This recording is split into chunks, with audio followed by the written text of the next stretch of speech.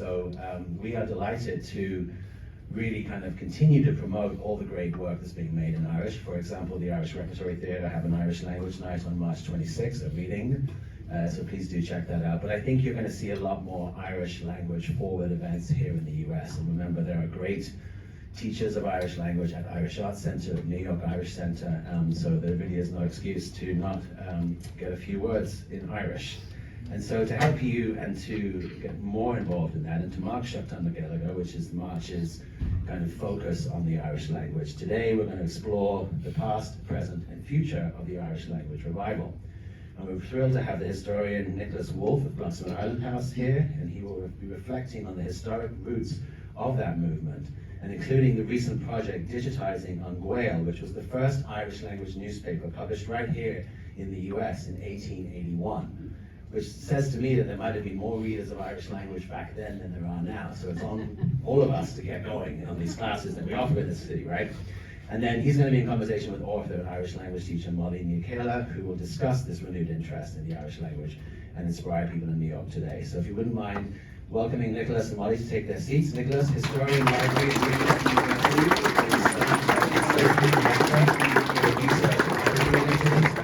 Ireland House, and is a faculty member of the Division of Libraries.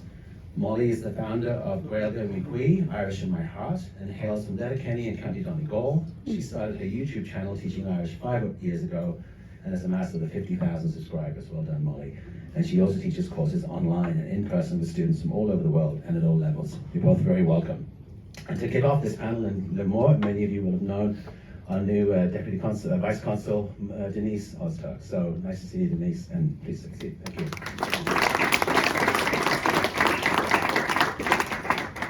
So good morning, everyone. You can hear me well. Nick, Molly, thanks so much for joining us. This is a very special event we have. It's the second Irish language event that we're doing, as Nick explained. But we're very lucky to be joined by our two guests today who have literally come domh. And Nick here is, he's actually on grand jury duty, so it's, we're very, very lucky. So just to get started, how many of us here actually speak Irish, or would say you're an Irish speaker? And how many of us here have heard of On Gaeilge, the Irish newspaper? Okay. So Nick, would you like to give us a little overview of what On Gaeilge is? If you, as mentioned, this is the first newspaper published predominantly in Irish. Prior to the first publication year 1881 for this newspaper, you had little bits and pieces in some newspapers, little columns maybe submitted and written in Irish, but this is the first newspaper where you have multiple pages, and roughly, I would say, roughly. Do you want to spot my specific? Yeah. There we go. Is that better? We'll just have to come closer. Yeah.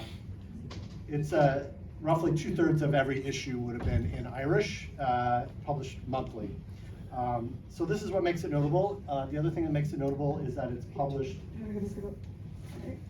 in Brooklyn, right? Founded by a first-generation Irish immigrant named Míle Lohan. And really kind of a labor of love. It was published in his business/home, which was in central Brooklyn, and put out religiously for 2 decades under his leadership. So that is a lesser-known newspaper for sure, and it sparks similar publications in Ireland, either Seannaigh na Gaeilge and later on Clive Slush, which were the 2 major early entrants into Irish language media in that time. Okay, thank you. And we may just share the microphones. Yeah. Molly, do you want to tell us a little bit about Gaeilge mi chuí, like where did the inspiration come from? What is behind the name?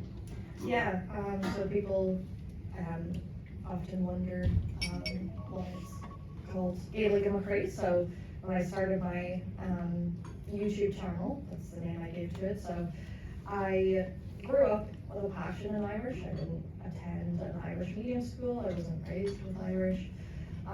But I was always kind of fascinated as a child with the fact that we had our own, like, other language, or it's our own language. We use English, but we have Irish. And I remember just feeling a special connection to Irish, and I really enjoyed learning that at primary school. I think a lot of people have more fond memories of primary school. And then secondary school, it's not as fun. It gets a little more, a lot more into exams and a lot more serious. There's a lot more pressure, and kind of the fun and the mystery of the language isn't really there. But it was still one of my preferred subjects. Like, didn't enjoy math, didn't enjoy science, so people are always surprised when I say that. But when you compare it to those subjects, I think it makes sense. So anyway, I left school and I studied media production. I had no plans of really pursuing Irish, even though I was passionate, because everyone told me, oh, you love Irish, you should be a teacher. They're crying out for teachers, they need Irish teachers. And I just didn't want to be a school teacher, because I am a teacher, but not a school teacher. I just didn't want to do that. And I thought that was the only path. I wanted to learn about media production, and then of course start a YouTube channel. I wanted to have my own thing from a young age, but I didn't know what to make videos about. I was like, what am I interested in? What's different? You have to bring something different to YouTube. There's so much content out there. And I realized I have Irish. I've met people in Derry, I studied in Derry, who don't have Irish, and they would love to learn some. And of course, I couldn't really teach them at college. But I thought YouTube, people learn things from YouTube all the time, so why don't I make some videos about phrases in Irish, just the basics, what I know.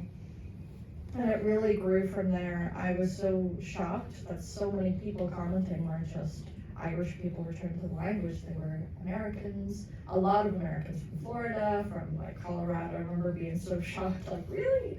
They're learning Irish in Florida or Colorado? And it just kind of kept growing from there. People returned to Irish, people from Europe, everywhere. I've had students from everywhere. And I called the channel Gaeilge and chroí because, there's always been, the Irish language has always been in my heart. So I spoke more English growing up, but I just felt a special connection to Irish. It just felt like, there's a place for the language in my heart. And a lot of people resonated with that. A lot of people, when I explained what the name meant, said, I feel the same way. Even, Irish Americans who had no chance of learning the language, they felt this connection and this desire to learn it. And so I stuck with Gaeilge and chroí, and I will die with it. And sometimes people don't know my name because I just say, welcome to Gaeilge and chroí. So I need to say my name. But yeah, that's fine. Thank you, Molly. So I suppose, Nick, you were one of those Americans who took up Irish without having any, I suppose, familiar connection to Ireland or to the language. Can you tell us a bit about that? Yeah, I think like a lot of Americans with or without Irish heritage, you see it, we're kind of certainly immersed in knowledge of Ireland in a very shallow way, I think, in the United States. And once you scratch that surface and kind of really get into its actual history, its literature, and in this case the language, you become fascinated. I mean, it's something that the more you learn about it, the more complicated you see it is, and more rich. So for me, like many of our students say at NYU, where I teach, you fall in love with that, right? So for me, it's been 20-something years of using and learning Irish, and so it's the more you know about it, the better you feel about exploring this history, right? Because you have the tools, I think, to be able to understand it better. So that's been the way my entry point to it. Yeah. I think a lot of people in this room might resonate with that. So just maybe let's talk a bit about language learning and technology.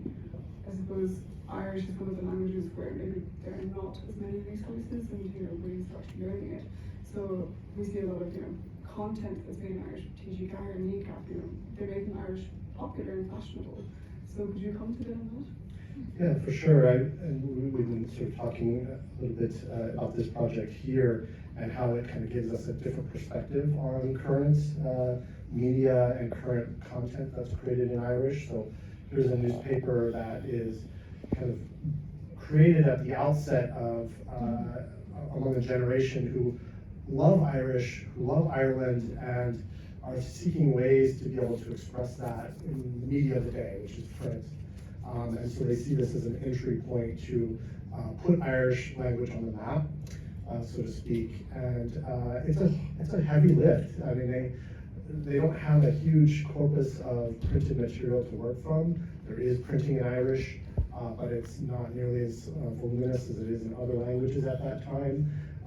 It's hard to put ourselves in that position, right, where they have a language, they speak it fluently, and they may have not seen it in print, right? And this is the case in this newspaper because they were often start saying, here's the alphabet, here's how the letters work, here's how the writing system works, best as we can propose it. And sometimes they're making it up as they go along, right? Because they don't have that long history to draw on. So there's an economic side of this as well, because you have to say, do I have an audience to purchase this newspaper? Do we have an audience for this Irish language media to keep it going? And the struggle is certainly there. So as I said, this newspaper influences the founding of other newspapers at the time, which then leads on once the independence is achieved to a full state-sponsored media, right, where they put out the funds. You could argue they could put even more out, right, but they try to get publishing really off the ground, and in some cases like Boom, which is the state-sponsored publication group, they're able to do that in a major way. So this is the origins of media that will bloom into eventually radio, and then finally television media, and then on to things like YouTube and other even more far-reaching ways to reach others. So that's what I would say about that kind of media story. Yeah. Got my own. Yeah, I think I love to, I think it's very important to remember with this revival that's happening that it's not the first one. Like if you look back, which, recently I was just kind of doing some research and like looking back at kind of, the decline of Irish, but then how soon after there was a revival, there was the Gaelic League. And like you're saying, they did the best with what they had, and like there was print media, and like I thought that was really nice, like putting myself in their shoes and thinking like if I were back then, that's the way I would be trying to, you work with what you have. Like right now we're working with what we have with social media, YouTube. Even when I started YouTube, nobody was making, well, I'm pretty sure no one was making TikToks or whatever, but not on TikTok. There's so many creators. Like I constantly discover more people just creating videos in Irish, just which I love. They're not even making it a big deal. It's just you can create in English. I want to create in Irish. Why not? Let's make the same videos, but just in Irish.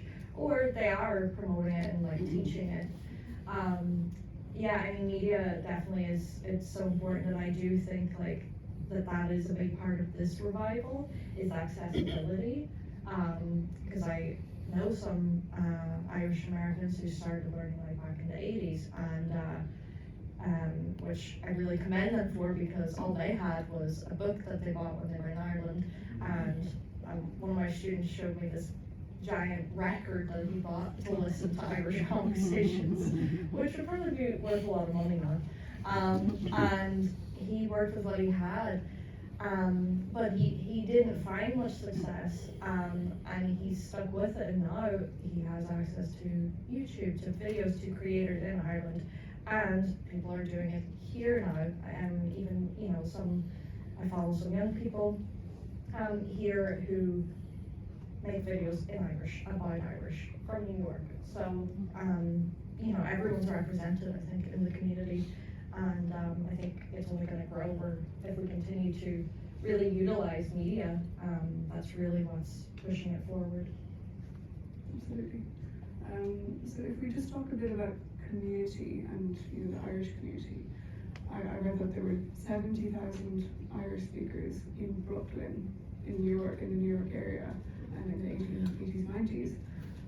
What does that look like today? What would you say? I don't know if we've any official, if we've any official numbers, but I mean, that was probably a height. I don't know the numbers.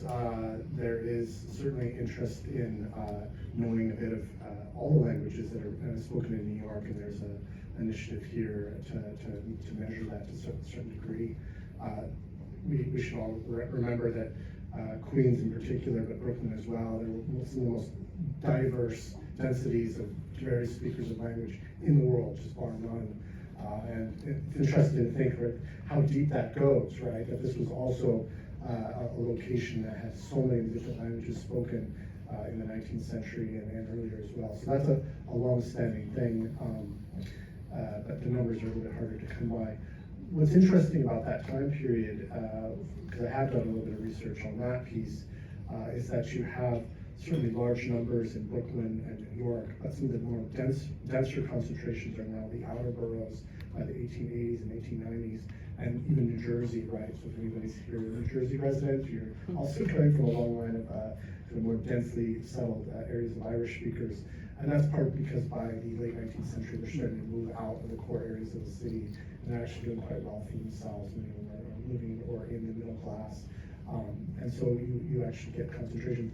And coming back to what you had said earlier about the Colorado Irish learners and the Florida, even at that time, and you see this in the newspaper, you get subscribers that are based in Alabama, in Colorado, in California, in Canada, of course, and they are sending in their money to get the newspaper mailed to them. And you think, really, there's Irish speakers there? Yes, there were. And they would gather their friends together, they would all pool their money and then send that in to get a subscription. So it's both a concentration in this area, but also a community that learns very early on how to make and sustain connections across distances, right? That they send letters to each other, that they put in letters to the editor, that they mail copies of this newspaper to various parts of the United States and back home to Ireland as well. I mean, and that's how, the interesting is this is how the newspaper copy that we digitized is held at the University of Galway Library Archives. And the reason that is because they mailed them all to a correspondent there in Galway, and then they were brought into the library then in the early 20th century. So the survival of that many complete issues of this newspaper in print is in part because of those networks and that community that had been built. So it's really kind of an interesting world of connections for sure. Yeah, and it makes me think of just, talking about like community today. That's such a good point. Like people here who have a passion for the language or want to have connection will go out of their way to do so, and that it's important. You kind of have to, like, no one's gonna walk up to you and speak Irish. You have to like go out there and connect. And there's some fantastic communities here. Like Gaeilge is one of them. A lot of people have heard of them, but I find also a lot of people haven't, because again, it can be hard to find this stuff. You don't know where to look. But even if you just Google Dalta, D-A-L-T-A, thaifeadadh, but you'll get it without thaifeadadh.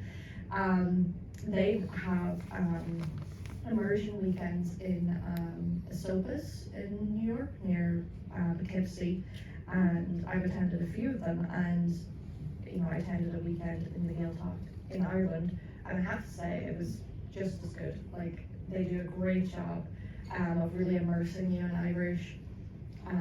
They have dances, they have games, they have everything, they thought of everything, and it's a lovely community. Some people have been going there for years.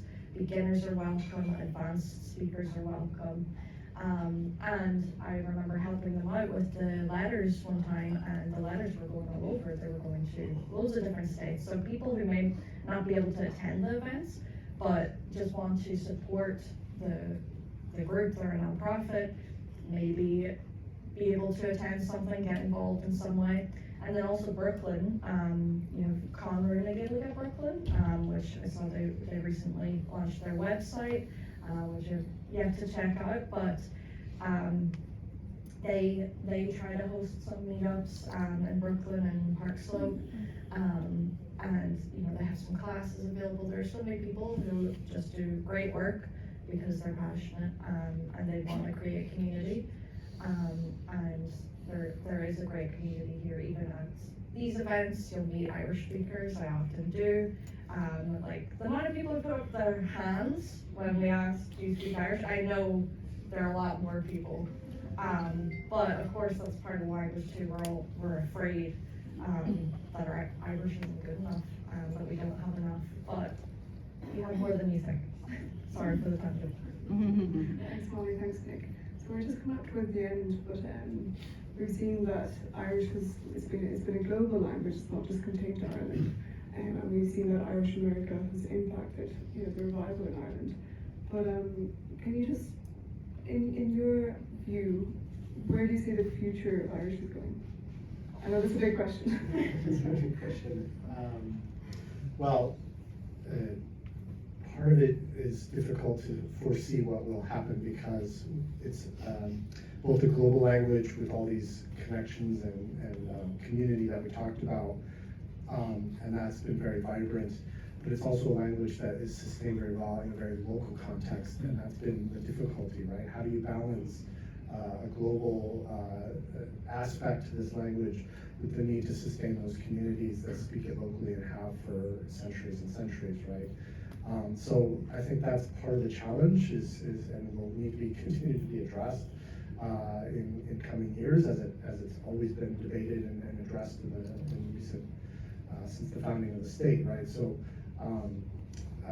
trying to square that circle, how do you have the world be there in a language, have this language be a global language, and at the same time also be the language of the intensely local. So, but I still, I would foresee just this type of work, right? That you have enthusiasts all over the world, folks that learned it in school, or maybe native speakers, or came to it later in life and just fell in love with it, would continue to create content. As long as people are speaking it, writing it, talking about it, it will be here with us. So I think that's the important piece to keep in mind.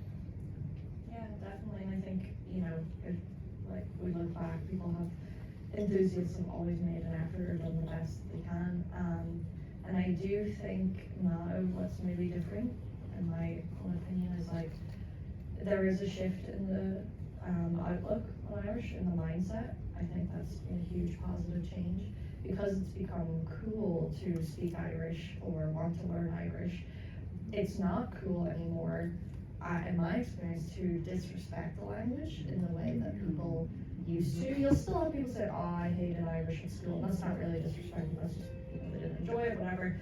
But I feel like it's less acceptable now to say that it's useless because we're seeing that it's not. Even the president is making it the working language. Opportunities are being created, so people can't really say that. People shouldn't have said that ever, but can't say that anymore.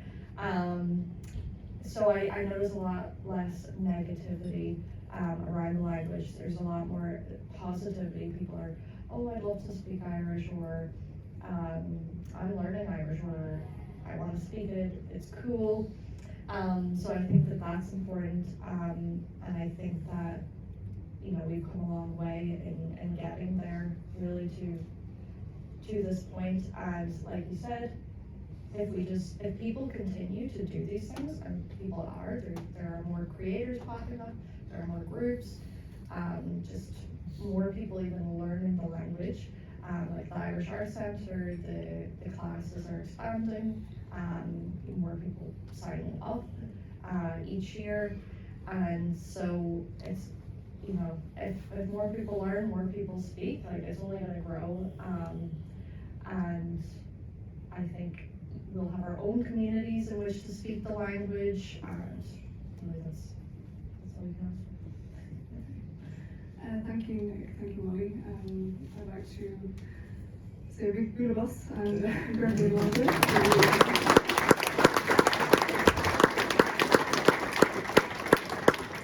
I hope you've all taken something from this talk today.